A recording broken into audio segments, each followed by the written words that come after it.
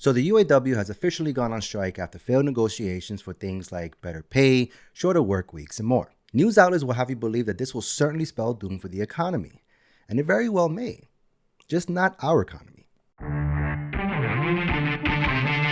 Hello everyone and welcome back to the channel. The UAW has recently taken the labor spotlight by going on strike. This comes after failing to get bosses from the big three to consider their contract demands, including a 40% pay increase, a 4-day work week without a reduction in pay, and a lot more. Of course, the first reaction from pundits and wealthy talking heads is how this will hurt the economy. But Shawn Fain, leader of the UAW, gave a pretty sobering response to this. Take a look. Analysts say a prolonged strike will push up auto prices and dramatically hurt the economy. Are you worried about either of those possibilities? You know, it's amazing to me how analysts, when workers ask for their fair share, it's always the end of the world. And, no one, the last 4 years in general, in the last decade, these companies made $250 billion in profit. In the last 6 months alone, they made $21 billion in profit. In the last 4 years, the price of cars went up 30%. CEO pay went up 40%. No one said a word. No one had any complaints about that. But now, God forbid that workers actually ask for their fair share of equity in the fruits of the labor and the product they produce. And all of a sudden, it's the end of the world. So, if the talking heads, the pundits, the companies want to say that, if we strike, it can wreck the economy. It's not that we're going to wreck the economy. We're going to wreck their economy, the economy that only works for the billionaire class. It doesn't work for the working class. Hear that, analysts? All right, UAW President Shawn Fain. Profit is not revenue. Profit is the money that a company pockets after having paid its bills, including salaries, benefits, insurances, general costs of operation. The big three made billions, with a B, in profit from 2019 to 2022, and billions as recently as the past 6 months, and all while staying the course and giving the bare minimum to their workers. The same workers that drove that profit by making the cars sold for said profit. No one with half common sense, let alone sense of scale, can look at this and think, too much. They're asking for too much. They're asking for 40%, which is the logical thing to do considering that their own CEOs had raised their own pay between 34 and 40% in the past few years after making these explosive profits. Let's see what one of these CEOs had to say after being asked about this. Take a look. You've seen a 34% pay increase in your salary. You make almost $30 million. Why should your workers not get the same type of pay increases that you're getting leading the company?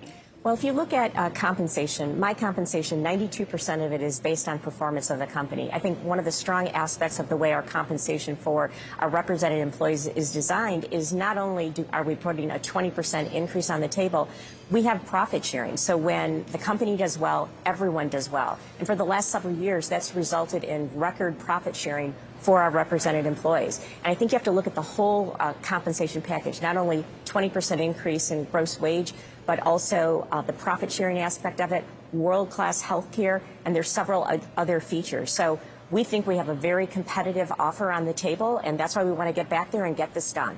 But if you're getting a 34% pay increase over 4 years and you're offering 20% to employees right now, do you think that's fair? Well, I think when you look at the overall structure and the fact that 92% is based on performance, and you look at what we've been doing of sharing in the profitability when the company does well, I think we've got a very compelling offer on the table, and that's the focus I have right now. She mentions her pay being tied to how well the company is doing, which is quite fabulously in the millions. In fact, so fabulous that she pats herself in the back with a 34% increase to her already stellar pay. She also mentions profit sharing quite a bit, which sounds really good to the unknowing person. But I'm sure as most of you already know, profit sharing doesn't mean money directly in your hands. It's money that goes into retirement plans, which is great, but the vast majority of these workers are worlds away from retirement. Thus the push for 40% now, because their CEOs took their 40% increase now. Now I got curious about what the big three's profits would look like had they given into today's UAW demands back between 2019 and 2022. And according to company officials, it's about $15.5 billion. Billion with a B. That is a million times 15. Profit. Now some of you might say, sure, they make the cars, but they don't sell them, so they shouldn't be asking for so much.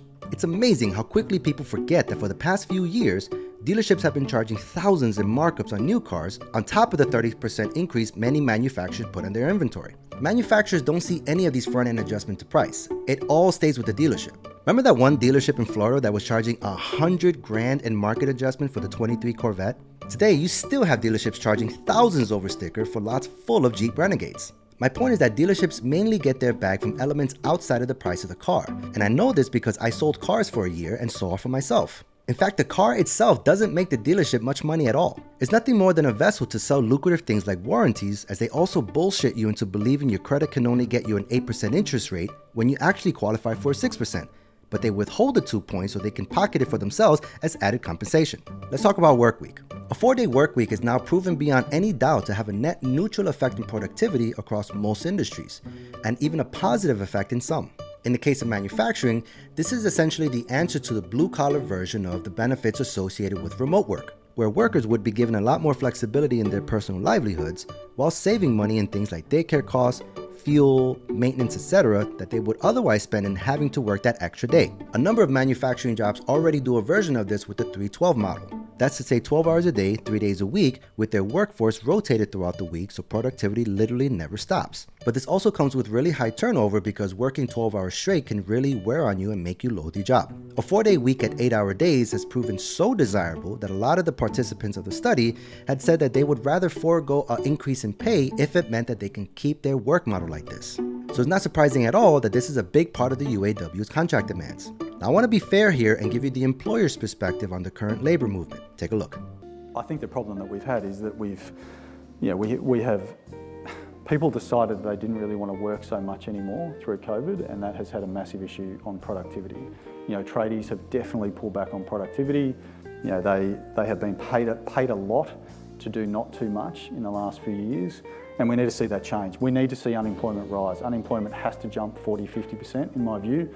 We need to see pain in the economy. We need to remind people that they work for the employer, not the other way around. I mean, there's been a systematic change where employees feel the employer is extremely lucky to have them, as opposed to the other way around. So it's a dynamic that has to change. We've got to kill that attitude, and that has to come through hurting the economy, which is what the whole global, the world is trying to do. The governments around the world are trying to increase unemployment to get that to some sort of normality. And we're seeing it. I think every employer now is seeing it. I mean, there is definitely massive layoffs going off. People might not be talking about it, but people are definitely laying people off, and we're starting to see less arrogance in the employment market, and that has to continue because that will cascade across the cost balance. This is what they think of us. It's because of this that there's currently the biggest surge in union popularity that I've ever seen in my entire lifetime, which is encouraging to see. But let me be clear, we gave employers the benefit of the doubt. We gave every opportunity for them to do right by us and share the fruits of our labor. But instead, they've proven time and time and time again that they cannot be trusted to treat us fairly as they sail away with the excess wealth we work to generate. And so what other option is there than to lock arms in unity and withhold our labor to demand fair treatment? Demand our fair share of the fruits of our labor in a modern, stable work environment because we're already struggling to get by. Never mind their economy. And do not get me wrong, unions can have a ton of problems, including corruption, protecting shitty workers, and the list goes on. Which is why we also need modern, stable unions with things like a vetting process so we protect more hardworking people and not only have dues as a means of entry, even if it means that your shitty work ethic will give fuel to union busters to make their case to the masses. Modern unions where we have leaders who will actually fight for us like Sean Thane and Sean O'Brien, but also with a swift and clear means to kick them out at the first sign of weakness or if they start getting too cozy with the bosses. But for now, solidarity. This is great news for the everyday worker, and I hope to see a lot more of it going forward. And that's going to do it for today's episode, guys. I hope you enjoyed it. If you did, hit that like button, subscribe to the channel, and hit that bell icon so you don't miss anything new. And as always, thanks for watching.